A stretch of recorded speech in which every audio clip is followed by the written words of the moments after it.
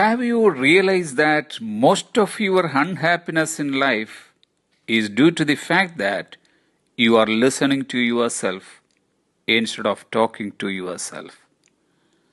നിങ്ങളുടെ ജീവിതത്തിലെ മിക്ക സന്തോഷമില്ലായ്മയ്ക്കും കാരണം നിങ്ങൾ നിങ്ങളോട് സംസാരിക്കേണ്ടിയതിന് പകരം നിങ്ങൾ നിങ്ങൾക്ക് തന്നെ ചെവി കൊടുക്കുന്നു എന്ന കാര്യം നിങ്ങൾ തിരിച്ചറിഞ്ഞിട്ടുണ്ടോ? മാർട്ടിൻ ലോയ്ഡ് ജോൺസിന്റെ ഒരു വാചകമാണിത്. നാം ഓരോരുത്തരും രക്ഷിക്കപ്പെട്ട വേളയിൽ ഒരു ആത്മജനനം നമ്മുടെ ഉള്ളിൽ നടക്കുകയുണ്ടായി. ആത്മാവിന്റെ വീണ്ടെടുപ്പ് അങ്ങനെ നടക്കുകയും നമ്മൾ ഈ മനുഷ്യൻ ജീവൻ പ്രാപിക്കുകയും ചെയ്തു. എന്നാൽ നമ്മൾ ഇതുവരെയായിട്ടും ശരീരത്തിന്റെ വീണ്ടെടുപ്പ് നടന്നിട്ടില്ലാത്തതിനാൽ ജഡമനുഷ്യനും നമ്മിൽ വസിക്കുന്നു.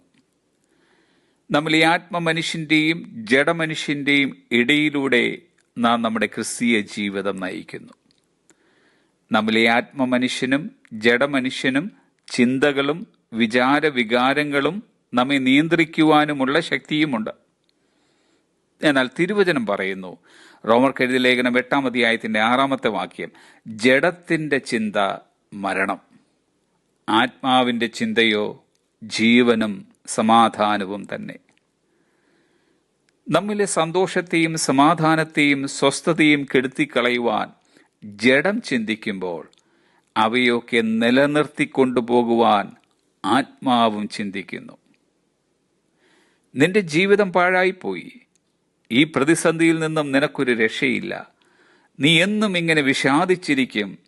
ഇത് നിന്റെ തലവിധിയാണ് എന്നിത്യാദി കാര്യങ്ങൾ ജഡം നമ്മോട് സംസാരിച്ചു കൊണ്ടിരിക്കുമ്പോൾ അതിന് നാം ചെവി കൊടുക്കരുത്. അതിനു പകരം നമ്മളെ ആത്മാവ് നമ്മോട് സംസാരിക്കട്ടെ. നീ ദൈവത്തിന്റെ ഒരു ദാനമെന്നും നിന്നെക്കുറിച്ച് ദൈവത്തിനൊരു പദ്ധതിയുണ്ടെന്നും നിന്റെ ജീവിതത്തെ നിയന്ത്രിക്കുന്നത് ദൈവം തന്നെയാണെന്നും നിന്നിൽ ഒരു പ്രവൃത്തി ദൈവം ആരംഭിച്ചാൽ അത് നന്നായി തന്നെ അവൻ കൊണ്ടവസാനിപ്പിക്കുമെന്നുമൊക്കെ ദാവീദ് 103-ാം സങ്കീർത്തനത്തിലൂടെ തന്നോട് തന്നെ സംസാരിക്കുകയാണ്. എൻ മനമേ യഹോവയെ വാഴ്ത്തുക, എന്റെ സർവാന്തരംഗവുമേ അവന്റെ വിശുദ്ധ നാമത്തെ വാഴ്ത്തുക. എൻ മനമേ യഹോവയെ വാഴ്ത്തുക, അവന്റെ ഉപകാരങ്ങളൊന്നും മറക്കരുത്.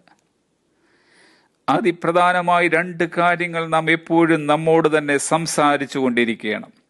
ഒന്ന്, സാഹചര്യങ്ങൾ എന്തു തന്നെയായാലും ദൈവത്തെ സ്തുതിക്കുകയും പാടി ആരാധിക്കുകയും ചെയ്യുക. 2, കഴിഞ്ഞ കാലങ്ങളിൽ ദൈവം നമ്മോട് ചെയ്ത ഉപകാരങ്ങൾ മറക്കാതെ അവയൊക്കെ എണ്ണി എണ്ണി പറഞ്ഞ് ദൈവത്തിന് നന്ദി കരയേറ്റുക. നാം നമ്മോട് തന്നെ ഇങ്ങനെ സംസാരിച്ചു കൊണ്ടിരുന്നാൽ നമ്മിലെ സന്തോഷം ഒരു നാളും ഒരു കാരണവശാലും നഷ്ടപ്പെടുകയില്ല. Have a blessed day.